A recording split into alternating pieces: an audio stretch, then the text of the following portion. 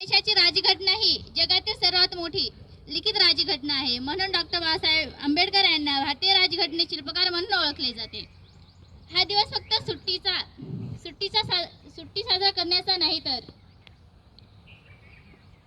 तर देशाला घडविणारे वीर, संविधानाचे शिल्पकार आणि आपल्या स्वातंत्र्यासाठी बलिदान दिलेले शहीदांचा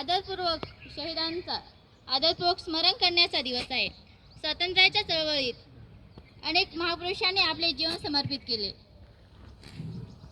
अटल बिहारी वाजपेयी जी ने शायद यह कहा था कि भारत कोई भूमि का सपना नहीं है, यह एक जीता जागता राष्ट्रपुरुष है. अटल जी ने कहा था, ये बंधन की धरती है, अभिनंदन की धरती है, ये अर्पण की भूमि है, ये तर्पण की भूमि है.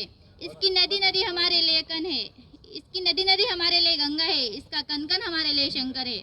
हम जिएंगे तो भारत के लिए और मरेंगे तो एक भारत के लिए. और मरने के बाद भी गंगा जल में बहती हमारी अस्थियों का अगर कोई कान लगा कर सुनेगा तो एक ही आवाज आएगी, भारत माता की जय.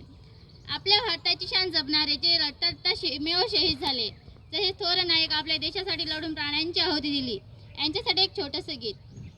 सलाम उन शहीदों को जो खो गए, सलाम उन शहीदों को जो खो गए, वतन को जगा कर जो खुद सो गए. सलाम उन शहीदों को जो खो गए, वतन को जगा कर जो खुद सो गए. वो थे लाडले अपनी माओ के बोले, मगर हो गए गोलियों के हवाले. वो थे लाडले अपनी माओ के बोले, मगर हो गए गोलियों के हवाले. आज़ादी के बदले जवानी लुटा दी, वतन के लिए जाकी बाजी लगा दी. हमारे थे अब देश के हो गए, हमारे थे अब देश के हो गए, वतन को जगा कर जो खुद सो गए. सलाम उन शहीदों को जो खो गए, वतन को जगा कर जो खुद सो गए. हिंदू व सिखिया मुसलमान थे, सलाम उनको जिनकी ओ संतान थे.